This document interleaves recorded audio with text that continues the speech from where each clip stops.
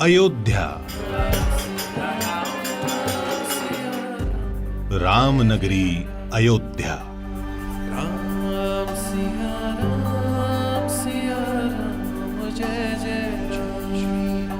कहते हैं यहां राम के समय की सिर्फ 2 निशानियां हैं।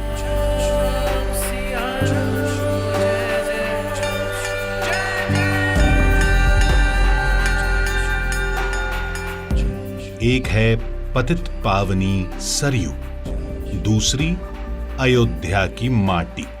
इसके सिवा जो है वो है पुनरुद्धार।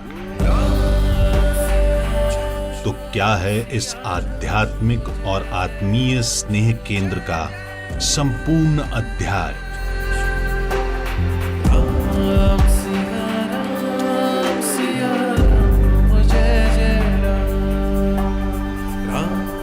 अष्टचक्रा नवद्वारा देवानां पूरयोध्या। 8 चक्राकार 9 द्वार वाली जो देवताओं की पूरी अयोध्या, वहाँ मध्य में प्रभु राम विराजते हैं। ये वो अयोध्या है जो मनुष्यता की सारी प्रतिज्ञाओं को पीढ़ियों से पालती चली आ रही है। सारे विश्व की रंगशाला का रंगमंच है अयोध्या नगरी। कहीं रावण वध की रणनीति भगवान राम ने बनाई थी। शास्त्रीय सीमा अयोध्या की जो है वो पंचकोशी। कुल मिला के 148 तीर्थ जो अयोध्या के हैं वो सब अयोध्या क्षेत्र 84 कोसी परिक्रमा में आते हैं। ये रघुकुल का देवालय था। हम लोग थाली परोस करके भगवान को गाली सुनाते हैं, जैसे ससुराल में सखियां लोग देती है। यही परिवर्तन है, पावन, पवित्र, पुनर्स्थापना, श्रद्धा का विस्तार है। भारतीय पहचान की, अस्मिता की पुनः प्राण प्रतिष्ठा है ये। राम लला का धाम है ये।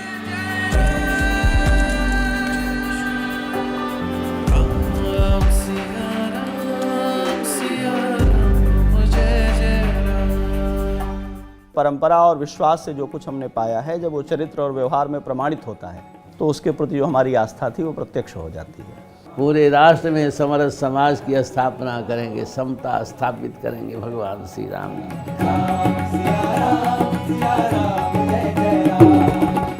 संस्कृति एक दूसरे को जोड़ती है और उस समन्वयवादी दृष्टिकोण के लिए, उस सामंजस्य के लिए प्रभु श्री राम से बड़ा कोई तत्व नहीं हो सकता, कोई बिंदु नहीं हो सकता।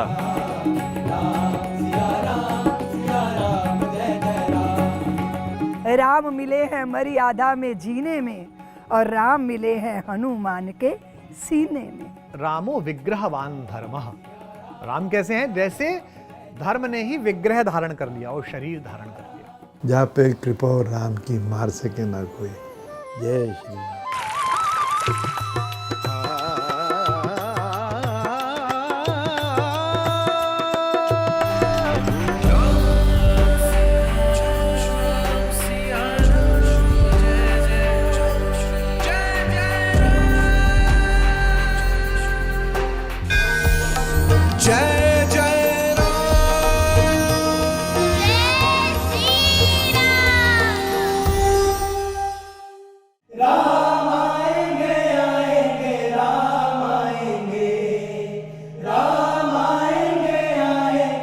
ऐसी है मेरी अयोध्या।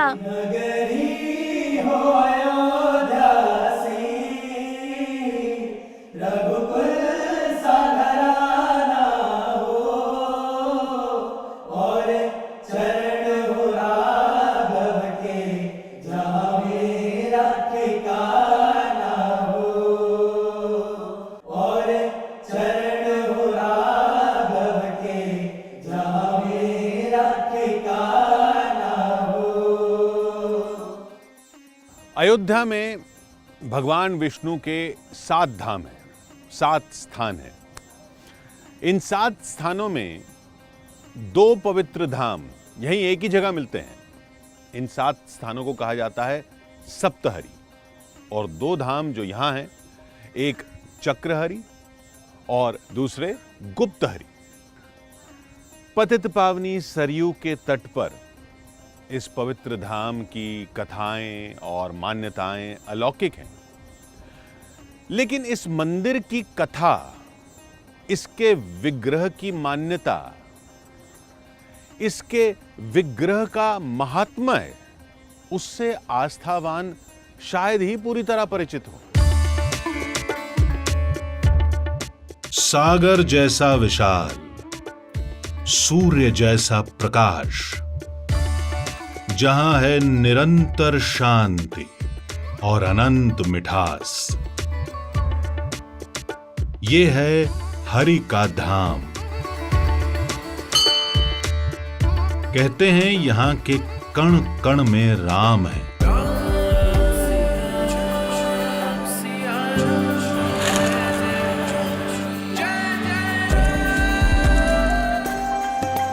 अयोध्या से पश्चिम में 11 किलोमीटर दूर चलने पर यह स्थान आता है। सरयू घाट के किनारे टीले पर बना है हरि स्मृति मंदिर, जिसके गर्भगृह में अप्रतिम प्रतिमाएं हैं। लेकिन इन सब में भगवान हरि यानी विष्णु के इस विग्रह की आकृति और कथा सबसे अद्भुत है।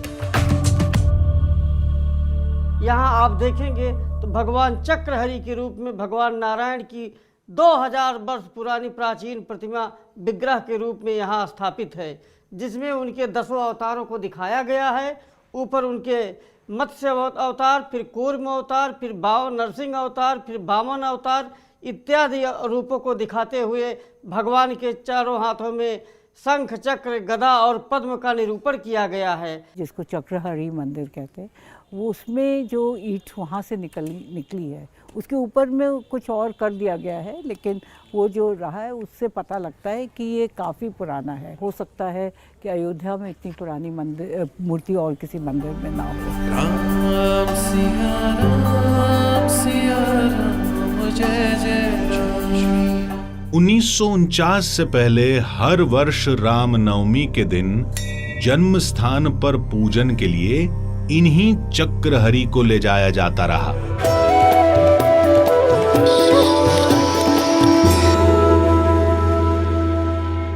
उस समय तो हम लोग इसको चरण पादुका मंदिर समझते थे, और हम लोग को जो कहानी बताई गई थी वो ये थी कि रामचंद्र जी यहाँ पर अपना पादुका छोड़कर और फिर विलीन हो गए थे सरयू माँ में। लेकिन फिर आपसे मुलाकात हुई देशराज जी से, और देशराज जी ने फिर हम लोगों को पूरी इसकी जो सही कहानी है वो खोला और वो बताया कि क्या यहाँ पर असल में क्या कहानी है इसकी। राम जन्मभूमि पे यहीं से ठाकुर जी जाते थे, हाथी पर उनकी सवारियाँ जाती थी और श्री राम जन्मभूमि में उनकी उपासना की जाती थी। वहाँ पूजा और अनुष्ठान चैत्र रामनवमी में करके पुनः ठाकुर जी मर्यादा पुरुषोत्तम राम भगवान नारायण यहाँ फिर इस मंदिर में उपस्थित हो जाते थे। राम आएंगे आएंगे राम आएंगे, राम आएंगे आएंगे राम आएंगे। जन्म स्थान पर पूजे जाने वाले चक्रहरि के विग्रह का वर्णन स्कंद पुराण में भी मिलता है। मान्यता है कि भगवान विष्णु का यहां निवास है। कथा यह है कि जब दैत्यों और देवताओं में युद्ध हुआ तो देवताओं के लिए तपस्या करने, प्रार्थना करने भगवान विष्णु यहां गुप्त रूप में आए, इसलिए इसे गुप्त हरि कहा जाता है। और ऊपर जो चक्रहरि है वहां भगवान विष्णु का पहले आते वक्त एक सुदर्शन चक्र गिर गया था, इसलिए उसे चक्रहरि कहा जाता है। यहाँ गुप्त हरि में ही का मान्यता है कि भगवान राम भी तपस्या करते थे, क्योंकि हरि का स्थान पहले ही यहाँ था, वो भी गुप्त रूप में तपस्या करते थे और ये उनके चरण चिन्ह। जैसे प्यासी धरती पे वर्षा हो जाए, जैसे किसी का खोया धन मिल जाए, जैसे प्रिय को प्रेमिका मिल जाए, जैसे पिन्हाई हुई गैया बछड़ा पाके धन्य हो जाए, ऐसे धरती धन्य हुई, देवता धन्य हुए, सुजन शक्तियां धन्य हुई, और ये सौभाग्य मिला अयोध्या नगरी को।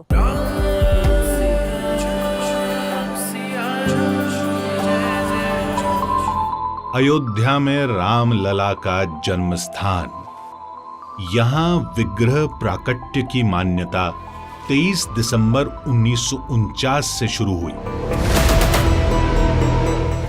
लेकिन जन्मस्थान की जहां आस्था है, उसे कानूनी मान्यता मिलने में सदियों का संघर्ष समाया है। राम सिया राम जय जय राम, राम सिया राम जय जय राम। उस स्थान पर भगवान राम का प्राकट्य हुआ जहाँ मेष के सूर्य, मकर के मंगल, तुला के शनि, कर्क की बृहस्पति और मीन के शुक्र की दृष्टि पड़ती है। आज भी वहाँ वही है। सैकड़ों प्रमाण हैं, मैंने 441 प्रमाण दिए थे।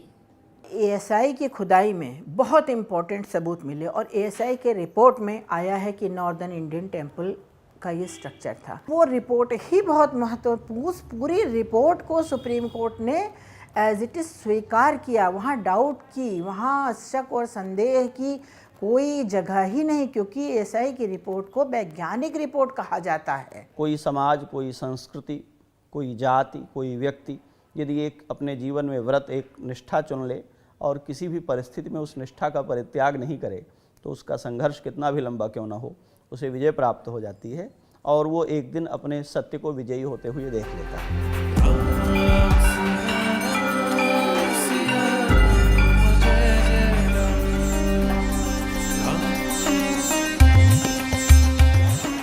विज्ञान की तमाम तार्किकता राम नाम के समक्ष दरिद्र सी लगती है, लेकिन जो साक्ष्य सर्वोच्च अदालत की अग्नि परीक्षा में खरे पाए गए, उनमें कुछ का रिश्ता इस अमावा मंदिर से है। यह स्थान जो है अमावा मंदिर, ये रघुकुल का देवालय था। अयोध्या महात्म्य है जो ऑक्सफोर्ड यूनिवर्सिटी में रखी हुई है किताब, पांडुलिपि बल्कि, तो वो मैंने मंगवाई थी। एक बुकानन की रिपोर्ट है जो पहली बार मैंने वहाँ से मंगवाई थी। इसके अलावे 2 फॉरेन ट्रेवलर आए थे, उन्होंने चर्चा की है कि यही जन्म स्थान है। 1858 ईस्वी तक यहाँ पूजा पाठ चलता था, नमाज नहीं पढ़ी जाती थी, ये भी हमने सिद्ध किया। तो क्या हुआ कि जब अंग्रेज़ों का शासन आया, इस पहले ईस्ट इंडिया कंपनी का शासन था, तो अंग्रेज़ों के शासन काल में उन्होंने सबसे पहला काम किया कि बाहर पूजा पाठ करा दिया, कीर्तन भजन, और अंदर नमाज के लिए दे दिया। इसका बड़ा देश भर में विरोध हुआ और निहंग सरदार लोग आए थे, उन लोगों ने आकर के यहाँ पर कब्जा किया और सब जगह राम राम लिखा, और तब इन लोगों ने एक FIR किया था। उस FIR में लिखा है कि यहाँ पर सैकड़ों साल से ये राम जी का जन्म स्थान है और उनका ये निशान था, उनका प्रतीक था। तो इस 6 जब प्रमाण दिए गए तो उस प्रमाण के सामने उनका कुछ टीका नहीं। हमारे पास वो नक्शा भी है कि भगवान का जन्म स्थान कहाँ है।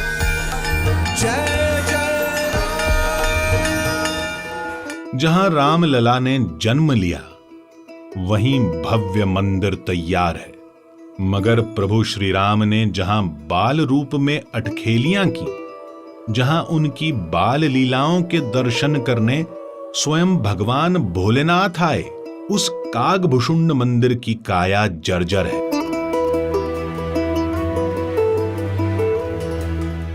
कागभूषण मंदिर बहुत प्राचीन मंदिर है। ये त्रेता युग के ज़माने में मंदिर था, 8वीं पीढ़ी चल रही है। ये मुगल शासन काल से ये मंदिर था। उस ज़माने का अयोध्या में सिर्फ भगवान का राम है, नाम है, दूसरा का सरयू जी हैं। भगवान शंकर जिनके बाल स्वरूप को देखने के लिए व्याकुल हो जाए और कैलाश से उतर के अयोध्या की गलियों में ज्योतिषी बनकर डोलें, तो सोचिए वो प्रभु के रूप का, उनकी बाल स्वरूप का, उनकी बाल लीला का कितना भारी आकर्षण रहा होगा। जो काकभूषुंडी जी हैं, उनको कई कल्प से रामचरित्र गान करते हुए आज भी विराजमान है हिमालय में। तो जब प्रभु राम बाल्यावस्था में रहते हैं, वही उनके इष्ट देव हैं।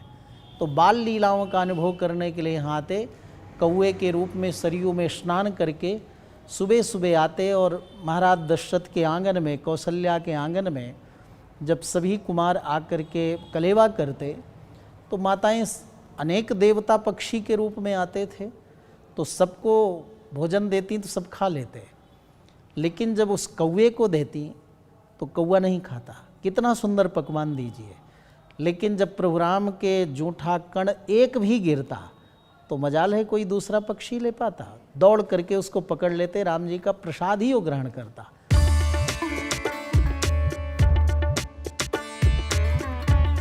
धर्म ग्रंथ के मुताबिक सबसे पहले राम कथा भगवान शिव ने मां पार्वती को सुनाई थी। तब वहां मौजूद एक कौवे ने भी राम कथा सुनी। उसी कौवे का पुनर्जन्म कागभुषुंडी के रूप में हुआ। कागभुषुंडी को राम कथा पूरी याद थी। उन्होंने ये कथा अपने शिष्यों को सुनाई। और कागभुषुंडी जी हमारे रामचरितमानस के नरेटर भी हैं, उन्होंने रामचरितमानस की कथा भी कही है। तो कुल मिला के वो जो उसका एक पौराणिक ऐतिहासिक संदर्भ है वो भी राम जी के साथ जुड़ा है।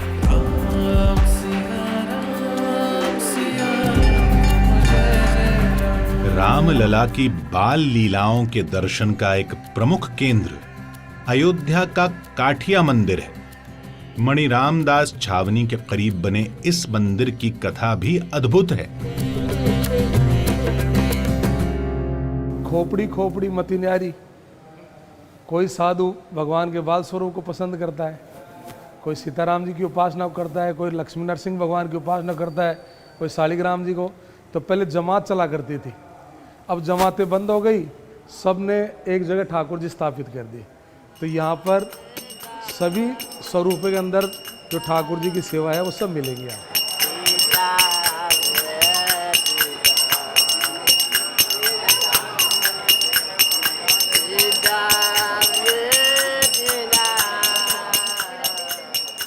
मान्यता है कि सबसे पहले राम कथा हनुमान जी ने लिखी, फिर महर्षि वाल्मीकि ने रामायण की रचना की। इसके बाद अनगिनत राम कथाएं रची गईं, लिखी गईं, रामलीलाओं में दर्शाई गईं।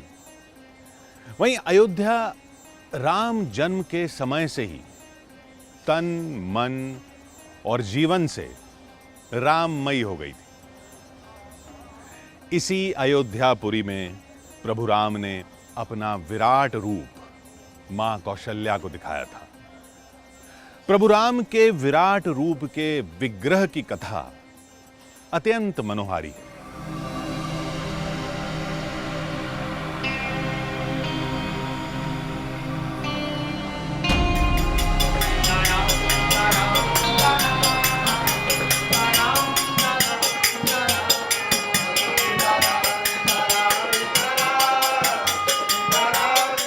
राम भक्तों की आस्था को पोषित और प्रगाढ़ बनाती है रामलला की ये छवि, ये विराट रूप जिसका न कोई आदि है न अंत। ईश्वर की जो अभिव्यक्ति है वो देश और काल के आयतन में नाम और रूप के माध्यम से होती है। अतीत और भविष्य कह करके हम समय को जो पहचानते हैं ये वस्तुतः परमात्मा ही है। उसकी जो भौगोलिक अवधारणा है उसको जब हम पहचानते हैं तो एक तो उसके विराट रूप की अवधारणा है जिसमें नदियाँ उसकी नाड़ियाँ हैं, पर्वत उसकी अस्थियाँ हैं और वृक्ष उसके रोए हैं। यह सारा जगत उसी का शरीर है।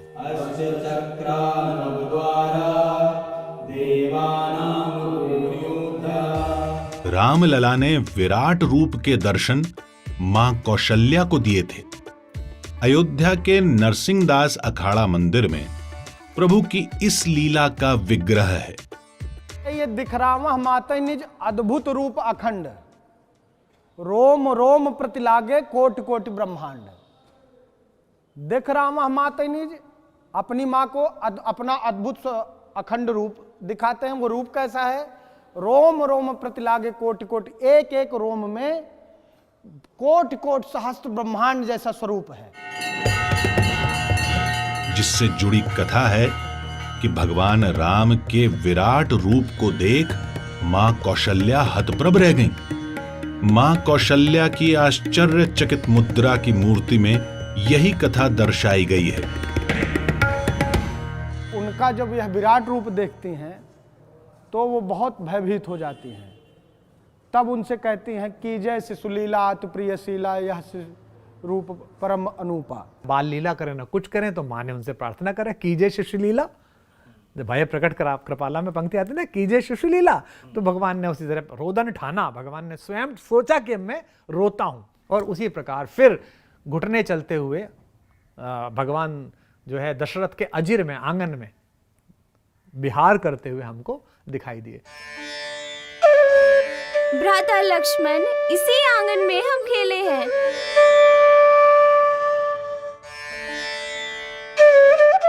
राम के बाल स्वरूप की लीलाओं का सबसे प्रमुख स्थान दशरथ महल को माना जाता है।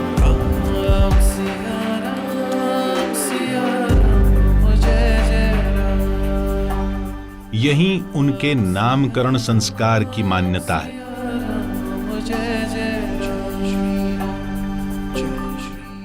महाराजा दशरथ का महल, इसे बड़ा स्थान कहते हैं। अयोध्या वाले मानते हैं कि ये त्रेता युग में बना। यहीं पर महाराजा दशरथ अपने सगे संबंधियों के साथ निवास करते थे।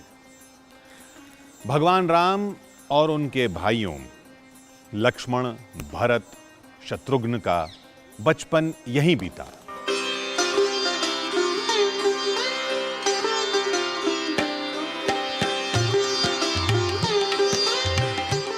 दशरथ महल से ही गुरु वशिष्ठ राम को शिक्षा के लिए ले गए थे।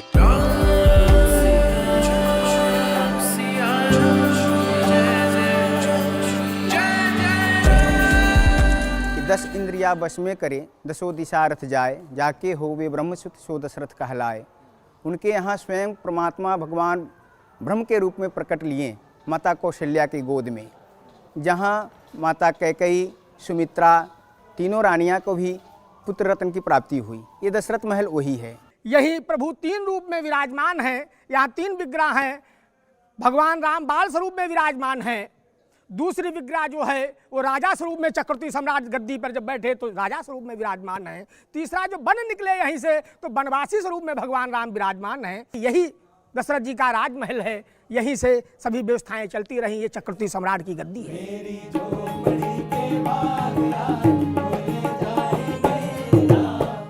अयोध्या के रामकोट परिसर में मौजूद मंदिरों और किलों से कुछ दूर एक स्थान ऐसा भी है जिसे जगत जननी जानकी के प्रिय स्थल के तौर पर पहचाना जाता है, जिसे मणि पर्वत का नाम दिया गया। महाराज जनक ने विवाह के बाद जो बहुत सारा उपहार दिया था, वो उपहार यहाँ पर आया, लेकिन उसमें बहुत अनेक प्रकार के हीरे, मणि, माणिक्य सब थे। परंतु जब प्रभु राम यहाँ से परम धाम चले गए तो सभी मणि माणिक्य रत्न जो है वो पत्थर के रूप में हो गए। मणि पर्वत को लेकर के दो प्रसंग हैं। एक प्रसंग तो जो बहुत चर्चित है हमारे यहाँ, वो महाराज जनक का है कि बहुत सारी भेंट सामग्री और मणियाँ ला करके वहाँ उन्होंने स्थापित की थी। उसका एक दूसरा प्रसंग ये है कि जब महाराज रघु ने आक्रमण करना चाहा इंद्र के ऊपर, कौत्स के द्वारा मांगी गई भिक्षा उन्हें देने के लिए, तो उस समय इंद्र ने धनवृष्टि की, और वो धनवृष्टि इतनी अधिक थी कि वो महाराज रघु के लिए काम में नहीं थी, और उन्होंने कहा ये ब्रह्मचारी के निमित्त आई है तो ये धन हम ले नहीं सकते। तो वो सारा उन्होंने वहीं पर छोड़ दिया संरक्षित करके। तो महाराज इंद्र के द्वारा, देवराज इंद्र के द्वारा राजा रघु की प्रतिज्ञा पूरी करने के लिए मणियों की धन की वृष्टि की गई थी। उससे मणि पर्वत निर्मित हो गया, और बाद में वो भगवान श्री सीताराम जी के विहार का स्थल बन गया। और भगवान के अयोध्या में जो विहार स्थल हैं उनमें प्रमोद वन और मणि पर्वत इत्यादि प्रमुख हैं।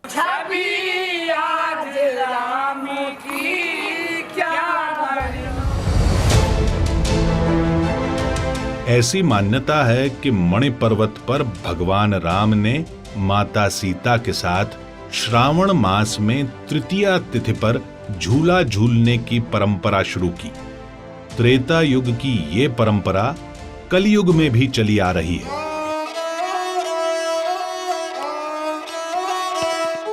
मणि पर्वत पर भगवान झूला झूलते हैं, तो वहीं श्रद्धालु मंदिरों में झूलन उत्सव का आनंद लेते हैं। अयोध्या में पूरे महीने सावन मेला चलता है, सावन झूला मेला। मान्यता ये है कि मणि पर्वत पर सबसे पहला झूला राजा दशरथ जी ने दिलवाया। तो उसका नाम सीता केल ही है, सीता केल यानी सीता जी के क्रीड़ा का स्थल। अयोध्या में सीता राम के प्रिय प्रसंग का केंद्र झुनकी घाट भी है। यहाँ सियाराम किला बना है। यहाँ का महत्व यह है कि नाम से ही आप परिचित हो गए होंगे, इसकी सियाराम किला इस कारण में, जहाँ पर सिया राम जी का विश्राम स्थल था। जहाँ जब वो विहार करने के लिए अपने सखा के साथ या कभी माँ जानकी के साथ अकेले में विहार करने के विचरण करते थे, तो उनका ये विश्राम स्थल था। इस किले का निर्माण झुनकी बाबा ने करवाया था। तो हमारे महाराज जी जो विशेष थे, जब गुरुजी ने उनको वैराग लिए और गुरुजी जब भगवान से संबंध जोड़े, तो हमारे महाराज जी ने कहा कि गुरुजी, हम यदि भगवान के सखी हैं तो सिर्फ अंदरमुखी क्यों रहें, अंदरमुखी और बाहरमुखी हम दोनों रहें। तो बाबा ने, झुनझुनिया बाबा ने नाक में बुलकी धारण किया, सिंदूर किया, टिकुली किया, पैर में जो औरतों का पूरा भेष होता है वो उन्होंने धारण किया। और इसीलिए संतों ने उनका नाम, जब चलते थे पायल पहन करके तो वो आवाज़ आता था पैरों से, तो संतों ने उनका नाम झुनझुनिया बाबा रख दिया। रसिक भाव का भाव ये हुआ कि हम लोग अयोध्यावासी ना हो करके हम लोग कहाँ के हैं, तो जनकपुर वासी हैं। और राम जी का हम लोग साली कहिए, सरहज कहिए, या फिर जानकी जी के सखी के रूप में हम लोग उस प्रभु को स्मरण करते हैं। अब उसमें सखी होने के कारण सखी जी का हम लोग भगवान को गाली देने का भी अधिकारी हैं। हमारे महाराज जी का एक बना हुआ भजन है, अजी बाबू तो हर जरठ दुल्हा जुवती छथु मैया जी, अजी बहिनी छिनारी घुमतुन साधु के जमतिया जी, त्रिकोटि महल बीच दीन नाही रतिया जी, अजी कोटि सूर्य चंद्र देखी हरे दूर मतिया जी, अजी बाबा हो झुनकिया नाक डोल है बुलकिया जी, अजी गंगा हो जमुनमा बीच बह सरस्वतिया जी। तो इस पद में एक गाली श्लोक आता है, बाबू तोहर जरठा दुल्हा जुबती छथु मैया जी, बहिनी छिनारी घुमतुन साधु के जमतिया जी। तो ये गाली दे करके, जैसे ससुराल में मेहमान को गाली दिया जाता है, उसी भाव को हम लोग परिपूर्ण करते हैं।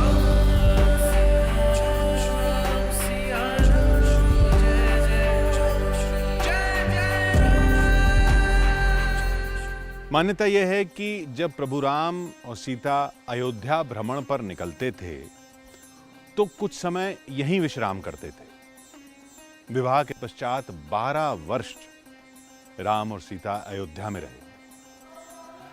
उसके बाद वनवास चले गए। कहते तो ये भी हैं कि जिन माता कैकेयी ने श्री राम के लिए वनवास मांगा था, उन्हीं ने जनक नंदिनी को स्वर्ण महल उपहार में दिया था।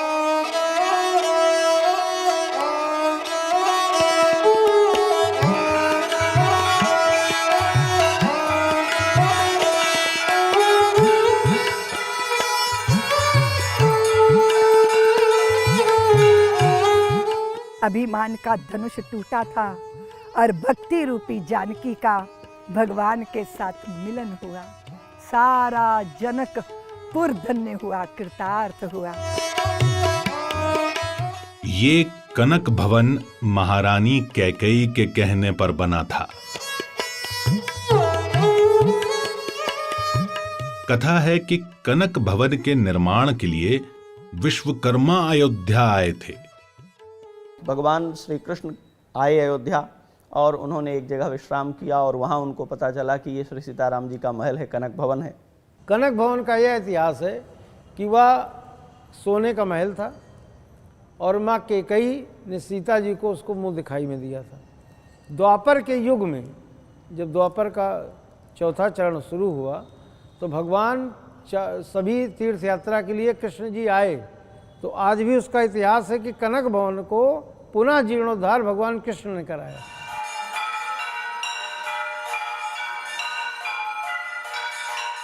रामनगरी में प्रमुख सिद्धपीठों में एक अशरफी भवन सिद्धपीठ है। जय जय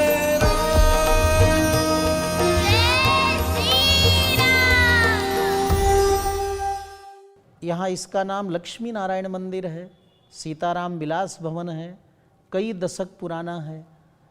हम तीसरी पीढ़ी में हैं। हमारे प्रथम आचार्य जो थे परम पूज्य प्रातः स्मरणीय जगदाचार्य वैकुंठवासी श्री स्वामी मधुसूदनाचार्य जी महाराज, वे जब इस भवन का निर्माण करा रहे थे तो सोने की असरफियाँ निकली थीं और उस सब लोगों ने बांट लिया, लेकिन बीमार होने पर वो पुनः वापस दे गए और उन्हीं असरफियों से पूरा भंडारा महाराज जी ने कराया अयोध्यावासियों का। तब से लोग असरफी भवन कहने लगे। तो ये तो राम जी के समय से है। राम राज बैठे त्रैलोका हर्षित भये गए सब शोका।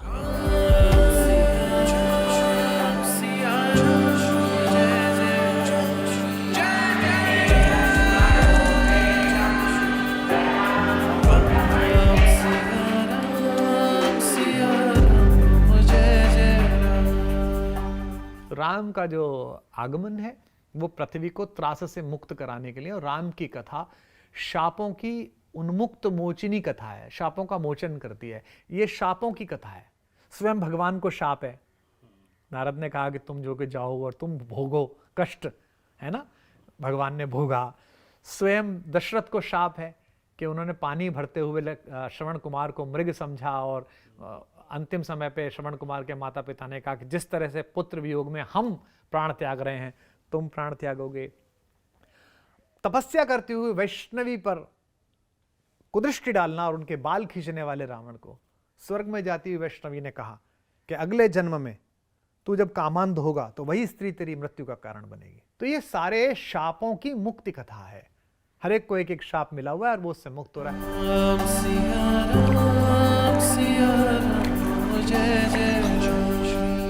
अयोध्या में कई पवित्र नदियां बहती हैं, लेकिन स्वयं प्रभु श्री राम की लाई तिलोदकी गंगा की धारा की खोज करनी पड़ती है।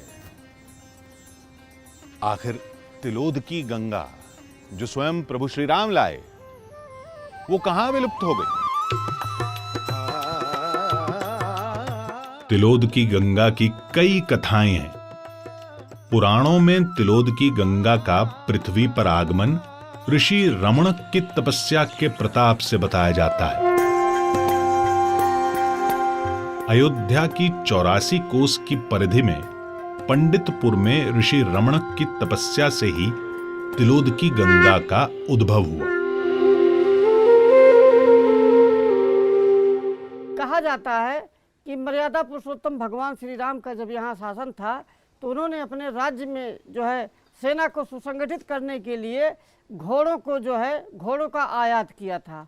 ऐसे कुछ घोड़े सिंध और बलूचिस्तान साइड से, सिंध से आए थे, अफगानिस्तान से, अफगानिस्तान यानी काबुल से आए थे या उस साइड से आए थे पश्चिम से, और वो यहाँ का जल पीते नहीं थे। तो उनके लिए मर्यादा पुरुषोत्तम श्री रामचंद्र जी ने एक ऐसी नदी का निर्माण कराया जिसका जल श्याम रंग का यानी काले तिल के समान होता था। उदक का मतलब जल और तिल का मतलब काले तिल, जिसका रंग जिस जल का रंग काले तिल के समान होता था उसको तिलोदकी गंगा कहा गया। तो वो तिलोदकी गंगा जो यहाँ है वह तिलोदक देने के कारण, प्रेत कार्य किए जाने के कारण उसकी धारा प्रकट हुई है और भगवान श्री राम के जीवन से संबद्ध है। वो भी अब उसके संरक्षण की बात चल रही है। बीच में तो बहुत उसकी धारा क्षरित हो गई थी, लेकिन ऐसी अलग अलग अयोध्या के पूरे परिक्षेत्र में कई धाराएं प्रवाहित हैं। जैसे सरयू के बारे में हम परिचित हैं, लेकिन सरयू घाघरा संगम एक है जो भगवान वराह का प्राकट्य स्थल है, वो अयोध्या की ही परिधि से जुड़ा हुआ है। जैसे रामरेखा या मनोरमा की धारा है जो अयोध्या के ही महात्म्य से जुड़ी हुई है, ऐसे तिलोकी की धारा, तिलोदकी की धारा। लक्ष्मण, ये चित्रकूट है, तपोभूमि।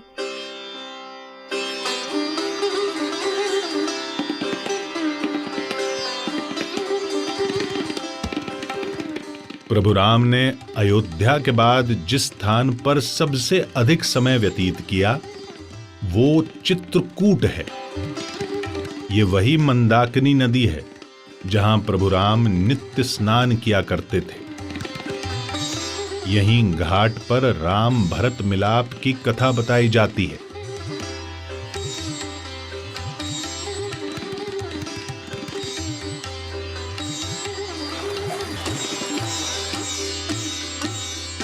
नमामि भक्तवत्सलं कृपालुशील कोमलम भजामते पदाम्बुजम अकामिनाम सुधामदम। भगवान राम 12 वर्ष चित्रकूट में रहे थे। यहाँ के बहुतेरे प्रमाण हैं। यहाँ की घाटें, यहाँ के झरने, यहाँ का कण कण भगवान राम की निवास की गाथा कहता है। और दर्शकों को तो आज भी प्रातःकाल 4 बजे से 5 बजे के बीच भगवान राम और लक्ष्मण के धनुष धोने के खटखट स्वर, सीता जी के पायल की छन छन ध्वनि सुनाई पड़ती रहती है। और भरत जी की विलखन और उनकी वेदना के करुण क्रंदन के स्वर भी यहाँ सुनाई पड़ते हैं। राम आएंगे आएंगे राम आएंगे, राम आएंगे आएंगे राम। चित्रकूट में श्री राम की बनाई 24 कुटियों की कथा सुनाई जाती है। उनमें सर्वाधिक मान्यता पर्णकुटी की है। घास फूस और पत्तियों से बनी पर्णकुटी मंदाकिनी नदी के तट पर थी। आज उसी पर्णकुटी में दिव्य मंदिर है। 4 धाम चित्रकूट में बताए जाते हैं। जानकी कुंड, अनसुया, स्फटिक शिला और गुप्त गोदावरी। भगवान राम गुप्त गोदावरी की गुफा में ही कॉन्फिडेंशियल मीटिंग करते थे, गोपनीय चर्चा देवताओं से करते थे। चित्रकूट का यही अर्थ ही है, चित्रम कूटम। जैसे यहाँ हम जहाँ विचित्र कूटनीति का निर्माण हुआ था, यहीं रावण वध की रणनीति भगवान राम ने बनाई थी। यहाँ तक कि भगवान राम के पूजित 5 शालग्राम आज भी यहाँ पे हैं, कामदगिरि के द्वितीय द्वार, पूर्वी द्वार पर। और अंत में तो गोस्वामी जी ने कह दिया, चित्रकूट सब दिन बसत प्रभु से लखन समेत। चित्रकूट में भगवान निरंतर विराजते रहते हैं।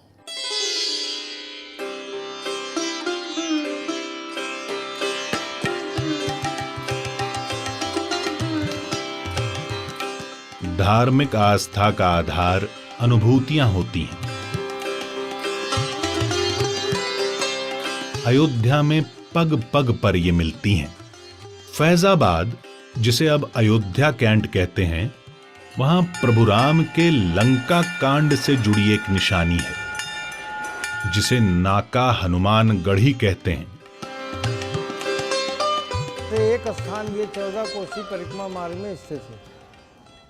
और यहाँ का ये पौराणिक इतिहास है कि यहाँ पर हनुमान जी संजीवनी लाते समय जब लंका से चले हैं और लक्ष्मण जी को वीर घातनी बाण लगा है, शक्ति लगी है, तो हनुमान जी जाते हैं तो सर्वप्रथम वो बिजेथुआ जाते हैं, जो कि सुल्तानपुर में स्थित है। और वहाँ पर काल नेमी को वध करते हैं। फिर वहाँ से जाते हैं द्रोणागिरी और ये हनुमानगढ़ी और बिजेथुआ महावीरन एक लाइन पर है, एक सिद्धांत। फिर दक्षिण सीधे लंका है। ऐसी स्थिति में भरत जी ने सोचा कोई राम रावण युद्ध चल रहा है, कहीं ऐसा ना हो कि कोई मायावी राक्षस अयोध्या में प्रहार करने के लिए भेजा हो। विशालकाय रूप था, तो उन्होंने उसको तुरंत जो है बाण का संधान किया, कुश का। और हनुमान जी को जब नीचे आने लगे तो राम राम किया, तो उन्होंने कहा तो दौड़े भरत जी।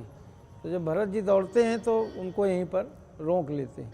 उसके बाद इस स्थान का धीरे धीरे कालांतर में इसका नाम पहाड़पुर था, आज भी है पहाड़पुर। पीछे जहाँ हम बैठे हैं तो ये सामने जनौरा ग्राम है और पीछे पहाड़पुर है, और इसके ठीक सामने मंत्रेश्वर महादेव है।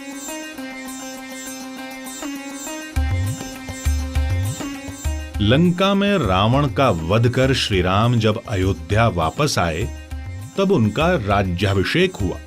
राज्याभिषेक जिस जगह हुआ उसे रत्न सिंहासन या रतन सिंहासन कहा गया। ये प्रभु श्री राम जी की राजगादी। तो इसी राज दरबार पे वशिष्ठ महामुनि ने श्री राम जी का राज्याभिषेक किया। वाल्मीकि रामायण में इस स्थान का उल्लेख है, वेद शास्त्र में भी उल्लेख है। अयोध्या नगरे रम्ये रत्न मंडप मध्य गे स्मरे त्रिकल्पतरो मूल्य श्री रत्न सिंहासनम शुभम।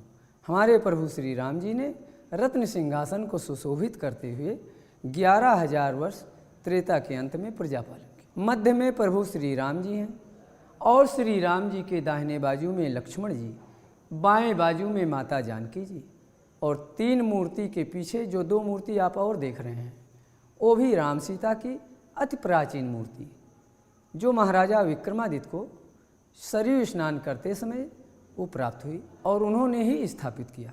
रत्न सिंहासन था, वो रत्न का जड़ित था।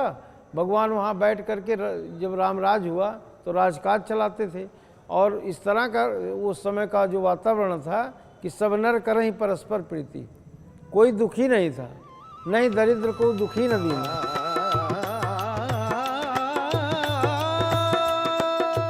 अयोध्या के बार बार बसने और उजड़ने की कई कथाएं हैं, लेकिन राम नगरी में हनुमान टीला सदैव जस का तस रहा। हनुमान जी की प्रधान पीठ हनुमानगढ़ी। मान्यता है कि अयोध्या के राजा आज भी हनुमान जी हैं। कथा यह है कि लंका विजय के बाद जब श्री राम अयोध्या लौटे तो हनुमान जी के लिए यही निवास स्थान चुना और यह अधिकार दिया कि श्री राम जन्मस्थान दर्शन से पहले हनुमानगढ़ी के दर्शन और पूजन का विधान हो। यहां पवन पुत्र हनुमान की 6 इंच की प्रतिमा के दर्शन होते हैं। हनुमानगढ़ी है। स्वयं हनुमान जी जो जब लंका से आए और भगवान जब प्रस्थान करने लगे तो हनुमान जी को ही अयोध्या सुपुर्द करके चले गए थे कि तुम अब अयोध्या का देख रेख अब तुम्हारे हाथ में।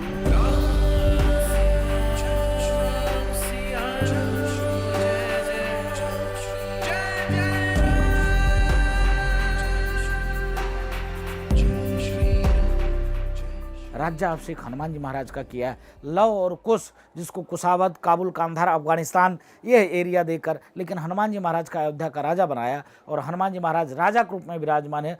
सभी भक्तों का सुनते हैं। वो भक्त आने के बाद तब हनुमान जी राम जी के चरण शरण में उन भक्तों को भेजते हैं। रामदुर्ग के चारों तरफ उनके 20 मुख्य पार्षदों का निवास था, जिसमें मुख्य द्वार पे महाबली हनुमान जी का द्वार स्थान था, जहां आज भी हनुमानगढ़ी सुरक्षित है। जिन स्थानों में भगवान के भक्त आकर के रहते हैं, निवास करते हैं और जीवों के कल्याण का मार्ग प्रशस्त करते हैं, उन स्थानों को हम तीर्थ कहते हैं। सामान्यतया धाम और तीर्थ का ये भेद है। भक्तों के द्वारा जो निर्मित हुआ है वो तीर्थ है और भगवान के द्वारा जो निर्मित हुआ है वो धाम है। धाम वो है जहाँ परमात्मा ने अवतार लेकर के उसे अपना आश्रय बनाया।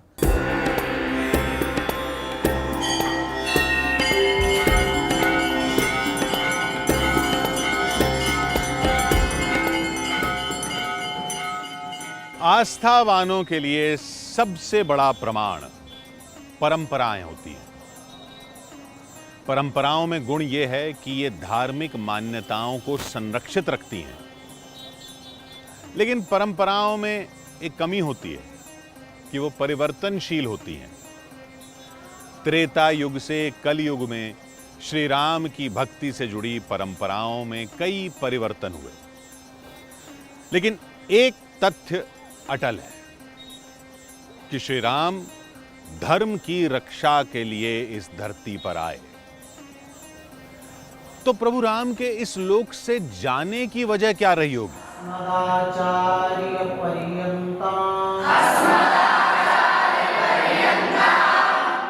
एक निमित्त बनता है कि उस काल स्वयं महात्मा के वेश में आता है।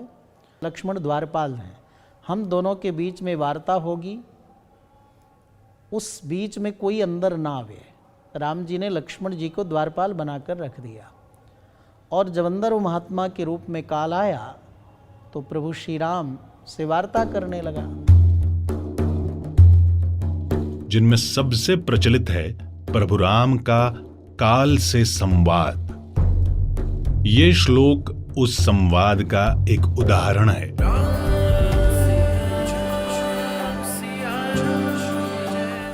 दश वर्ष सहस्राणि दश वर्ष शतानि च रामो राज्यमुपाश्रित्वा ब्रह्मलोकं प्रयास्यति।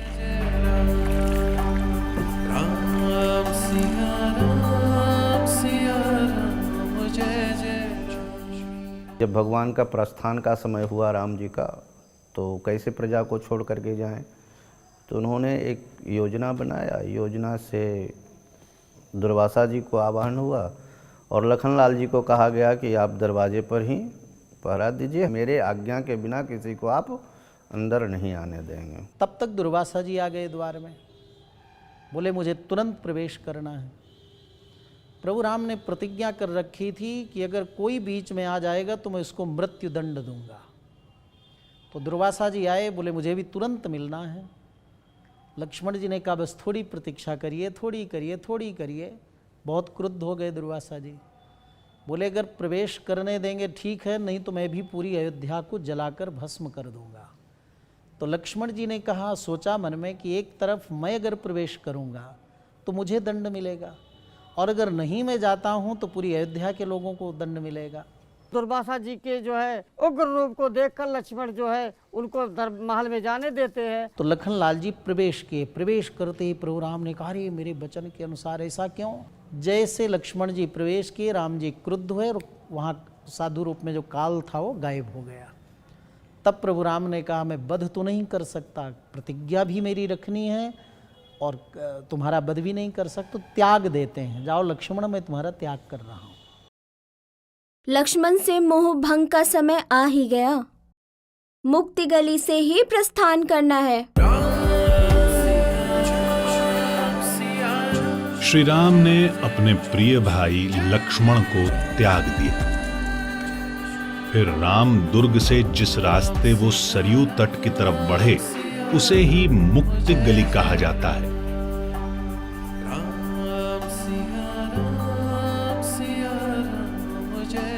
आपको जब स्वर्गद्वार में जाएंगे तो उस घाट पर जाने के लिए एक गली है जिसका नाम मुक्ति गली है। तो रामकोट से निकलते हैं, रामकोट से सीधे स्वर्गद्वार आते हैं, और जिस मार्ग से आते हैं और स्वर्गद्वार पे जिस जगह आते हैं उस स्थान को मुक्ति गली का नाम दिया गया। मुक्ति गली से आते हैं, सरजू नदी के किनारे प्रणाम करते हैं और उसके बाद पश्चिम दिशा की तरफ मुँह करते हुए गोपतार घाट चले जाते हैं। मुक्ति गली की तलाश अयोध्या में करना आसान नहीं। मुक्ति गली का एक मुहाना राम की पैड़ी पर खुलता है, जहां से निकलकर प्रभु राम ने सरयू तट से पश्चिम की तरफ बढ़ना शुरू किया था। अयोध्या से 11 किलोमीटर दूर श्री राम गुप्तार घाट पर पहुंचे।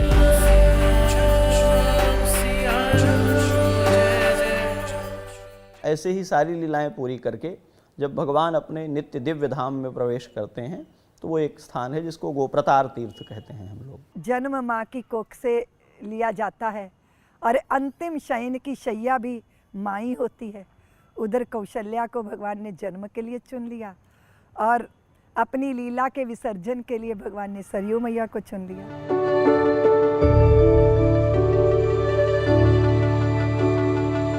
कथा है कि प्रभु राम ने गुप्तार घाट पर भाई भरत और शत्रुघ्न की पत्नियों और अयोध्या वासियों के साथ परम धाम जाना तय किया। और उसके बाद में प्रभु राम पूरे अयोध्या वासियों को साथ में लेकर, और यहाँ गुप्तार घाट है, आज भी सरयू जी का बहुत लंबा चौड़ा क्षेत्र है, उसी में दिव्य विमान में बैठकर और पूरे अयोध्या वासियों को, मनुष्य जड़ चेतन सबको बैठाकर उस विमान में और अपने वैकुंठ को भगवान पधार जाते हैं, ले जाते हैं। सबकर परम प्रकाशक जोई, राम अनादि अवधपति सोई। वो अनादि हैं, नित्य निरंजन सुख संदोहा, वो नित्य है, निरंजन है, व्यापक ब्रह्म निरंजन, निर्गुण विगत विनोद, सो अज प्रेम भगतवश कौशल्या की गो।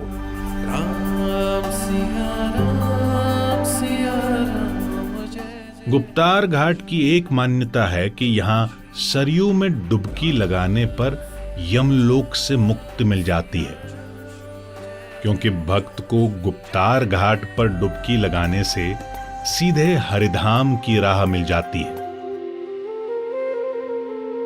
अवध तहां जहां राम निवासो, जहां राम निवास करेंगे वहीं अयोध्या है। जड़ वृक्षों को प्रेम देने वाले भगवान श्री राम, पत्थरों को प्रेम देने वाले भगवान श्री राम, लताओं वृक्षों को प्रेम देने वाले भगवान श्री राम।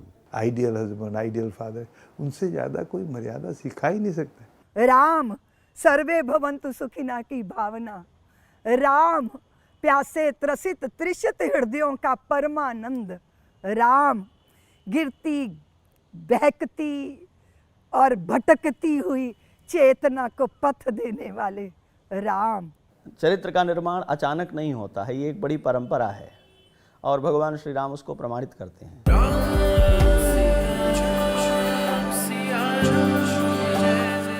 अपने आराध्य श्री राम के लिए गोस्वामी तुलसीदास ने यूं ही नहीं कहा था, करऊं कहा लगी नाम बड़ाई, राम न सके नाम गुण गाई। अर्थात स्वयं प्रभु श्री राम अपने नाम की व्याख्या नहीं कर सकते तो कोई और इंसान क्या ही करेगा। राम तो युगों युगों से जन जन की अभिव्यक्ति है, हमारे अभिवादन में, हमारी अनुभूतियों में, रीतियों में है, रिवाजों में है। जन्म से मृत्यु तक के संस्कारों में राम है। भारत की सामूहिक चेतना, संस्कृति, राजनीतिक मूल्यों में राम है। अयोध्या में इन्हीं मर्यादा पुरुषोत्तम राम का आदर्श मूर्त रूप में विद्यमान है। जय सिया राम।